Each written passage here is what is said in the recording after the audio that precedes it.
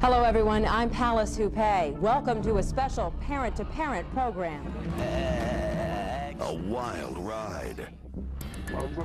Desperation. You will steal, you will lie, you will beat someone. Pain. I left the hospital then because he wasn't there anymore. And questions. How did an 8-year-old get pot? This is everything you don't know about kids doing drugs. Are you tough enough to ask? Are you high?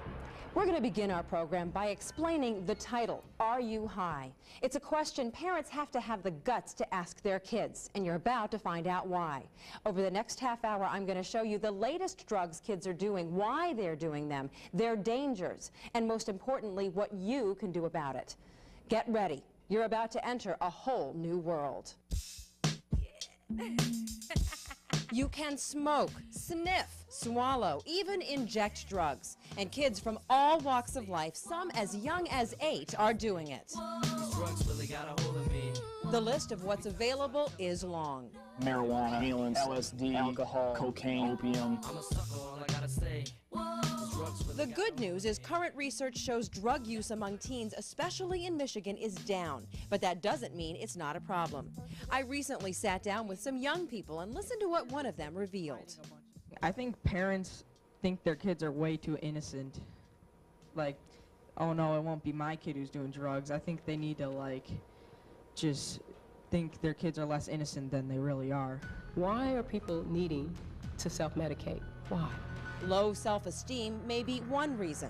The biggest common denominator of people that I've seen who use drugs don't really care too much for themselves.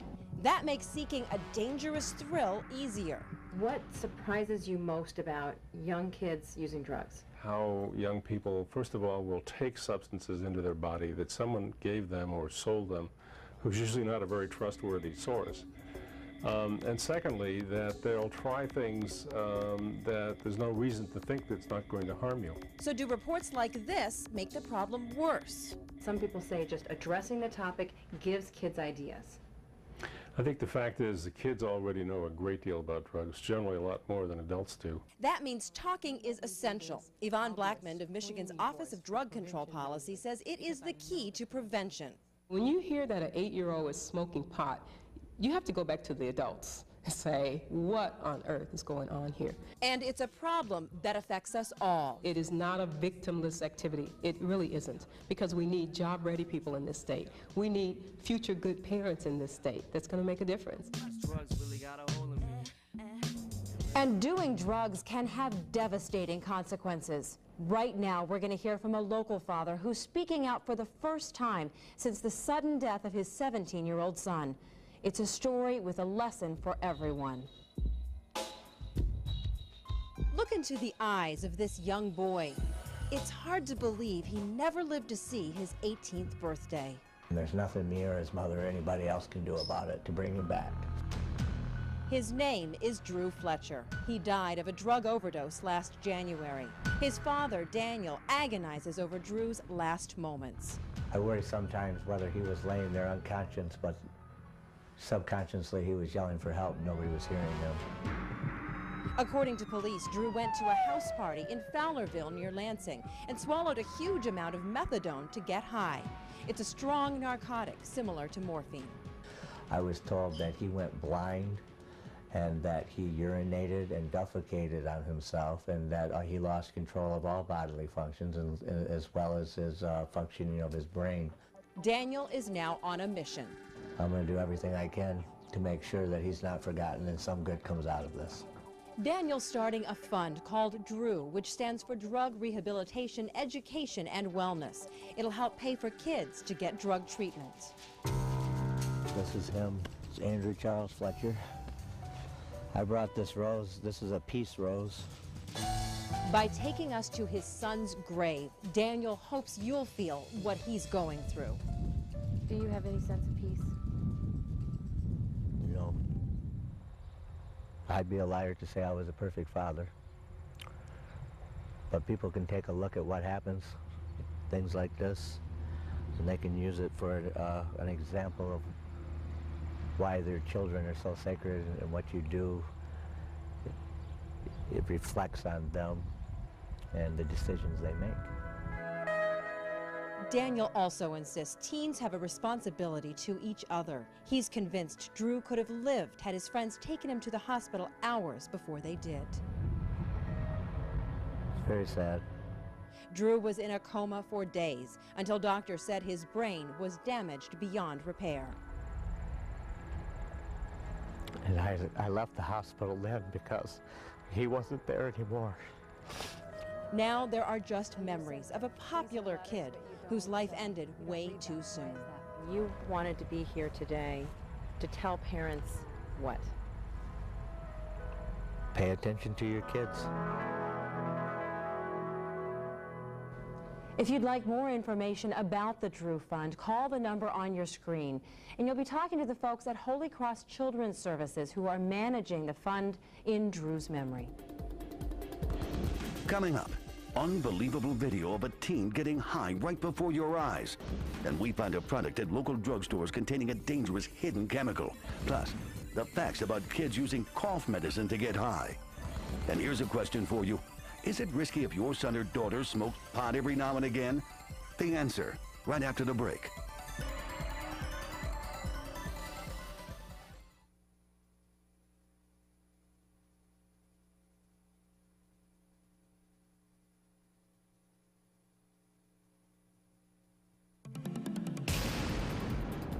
Before the break, we asked you a question. Is it risky if your son or daughter smokes pot every now and again? The answer is yes. The National Institute on Drug Abuse says pot is the most commonly used drug among teens, and it's considered a gateway to addiction. So here are the warning signs to tell you if your teen's experimentation has turned into a problem. Your teen no longer cares about school, has new friends, has trouble concentrating, or wants to be left alone all the time. If your teen sleeps a lot, has red or puffy eyes, and a constant runny nose. Now, we all know kids will find all sorts of things to get high on these days, but you might not know some of those are as close as your local drugstore. Robo-tripping, dextro, triple C. They're words many of us may not recognize, but for 13-year-old Adam Doris, those words spelled death. If you're reading this, then it means it killed me. Adam's killer? Something you probably have in your medicine cabinet right now. Dextromethorphan. It's a common cough suppressant, an active ingredient in Robitussin, Coricidin, NyQuil, and many other over-the-counter medications. I just want all the parents to be aware there's a new drug going around. It's over the counter. Children are stealing it out of grocery stores. Kids call it robo-tripping, or 3 C's, which stand for Coricidin, cough, and cold. I've never had anything else like it between Coke, pot, alcohol, acid. Never had anything like Coricidin. It's very strong. In fact, swallowing a lot of this stuff can cause seizures, respiratory distress, liver failure, even death.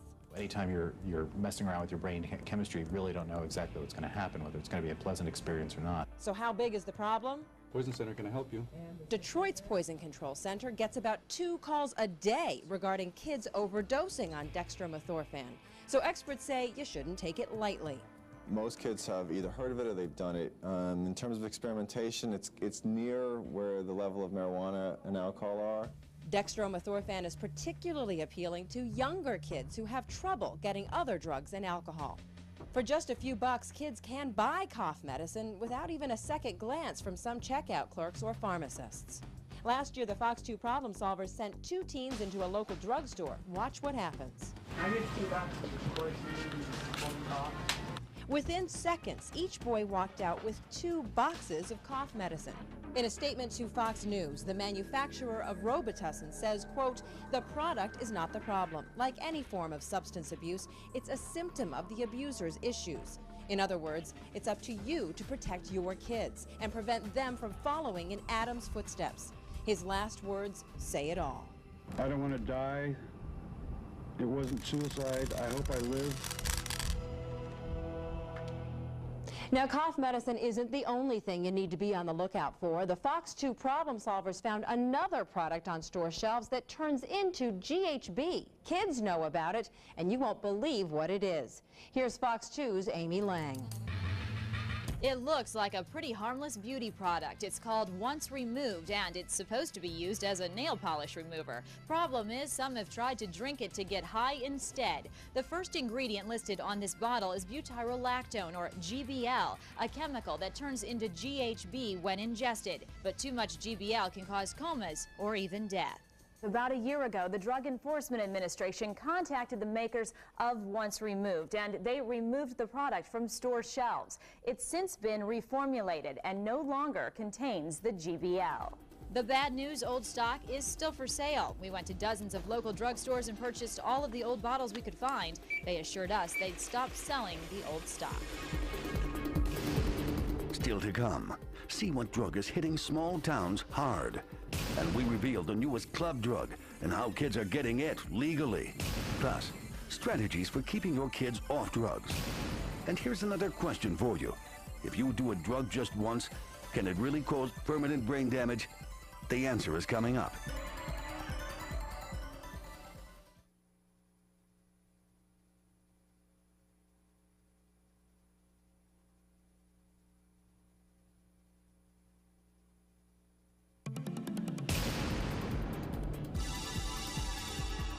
Welcome back to our special parent-to-parent program. We're talking kids and drugs. Our show is called Are You High? Because no parent should ever be afraid to ask his or her kid that question. One drug that's extremely dangerous is becoming more and more popular in an unlikely place, small town USA. Stars and moons hanging above stuffed animals and cheerleading trophies. This is the bedroom of a teenage heroin addict. The town it's a very nice little town. Country roads lined with barns, horse crossings, and an old-fashioned barber pole. This is the town where that teenager buys her heroin, and this is her mom. I think she started injecting in her toes. Marjorie Main lives in a log cabin, not a drug den. She lives in a small rural town, not exactly the mean streets. And yet she clutches the family photo album while her daughter now sits in rehab, first hooked on heroin at age 14. It's really upsetting to see your child just with no escape, basically drowning. Her story, neither the rule nor the exception, just reality. Heroin is hot, and the suburbs are nowhere near immune to dealers. The drug is now being directly marketed to kids in both cities and small towns. The bags decorated with cartoon characters, and it's never been so cheap. Teens are buying these bags for as little as $4 a pop. They can get it just by doing a paper route or something because that's how cheap it is to get. Mary knows all about heroin. She became addicted as a teenager and has seen kids as young as 12 doing it. One time. That's all it takes is that one time. Once you do it that one time, you're done. You're hooked. On a nicer day, a warmer day, the streets are lined on both sides. As two state troopers go undercover, listen to what they say about kids doing heroin. Heroin is becoming an epidemic. It's easier to get a dose of heroin than it would be for a six-pack of beer. In many cases, a dose is as cheap as a six-pack of beer. You heard right. It's as cheap as a six-pack. To show us how easy it is to get, the drug unit put one of their undercover cops out on the streets. That's him in the tan jacket with the hood, talking to a potential dealer. 15 minutes later, and look, 4 bags of heroin bought in a fast food restroom. And that's only the beginning. Check out some of the dope they've recently seized. You'll notice there are no needles. That's right, heroin is so pure now, you snort it, removing the stigma of needles. And once a teen gets addicted, it's not a pretty sight. You will steal, you will lie, you will beat someone, you will rob a bank, you will do anything. You'll do anything you can to get that drug. So how bad are drugs? Well, before the last break, we asked you the question, if you do a drug just once, can it cause serious damage? The answer is yes. The wrong drug, the wrong dose can cause your child's brain to be physically altered permanently, making it harder to learn, to reason, to do all the things that he or she needs to be a success in life. Next, a teen is caught on camera getting high. See how her trip ends. Plus, get your pens ready. We list the newest drugs kids are using. And here's one more question for you. If you suspect your son or daughter is doing drugs, when should you get help? We'll be right back with the answer.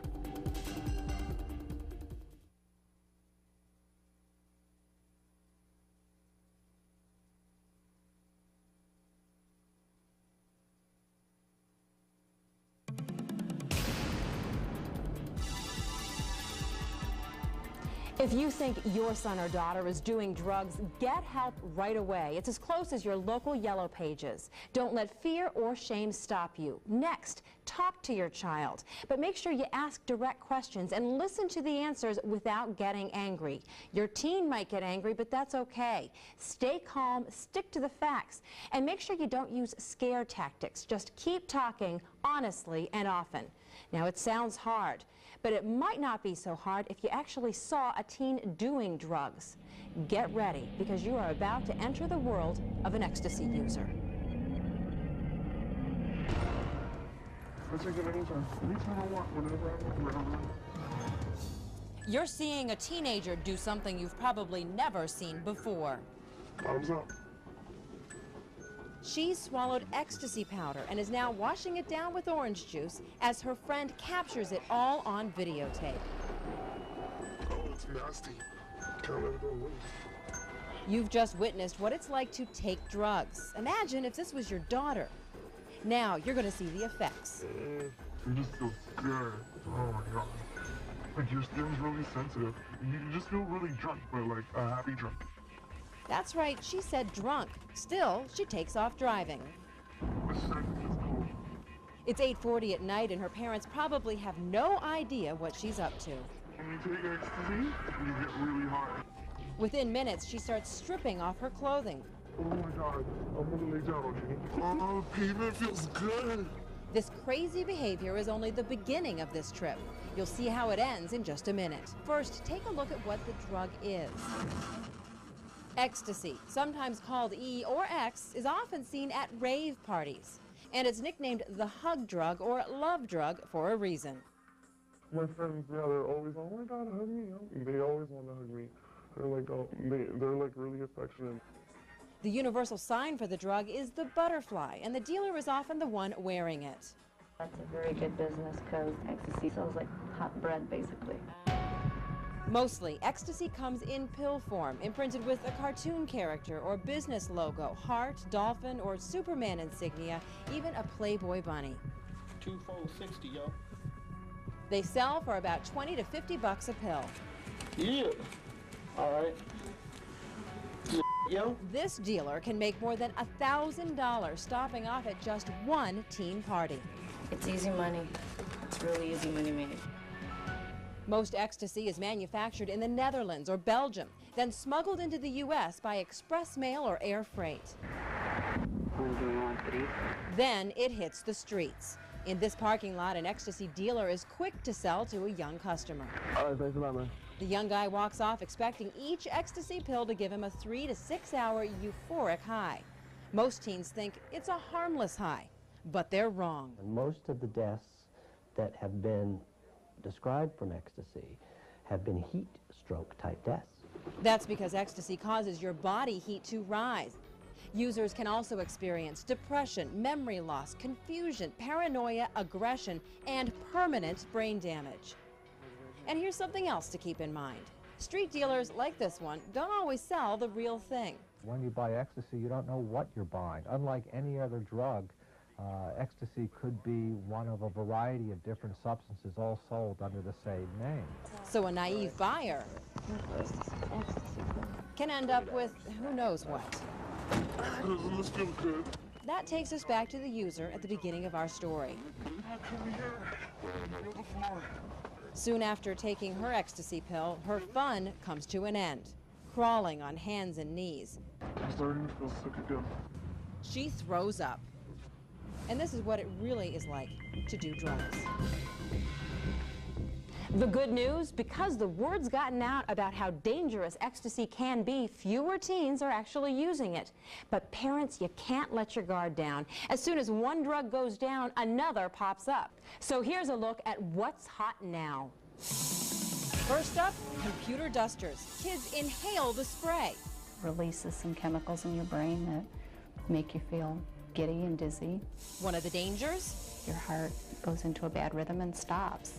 The lesson here, lock up all cans and cleaning products. Next, bowl parties. Kids are encouraging one another to steal prescription medications from their homes and bring them to parties. The meds are then mixed into a big bowl. You come to the party, you reach into the bowl, you pull out a pill, you don't know what you're taking, you swallow it.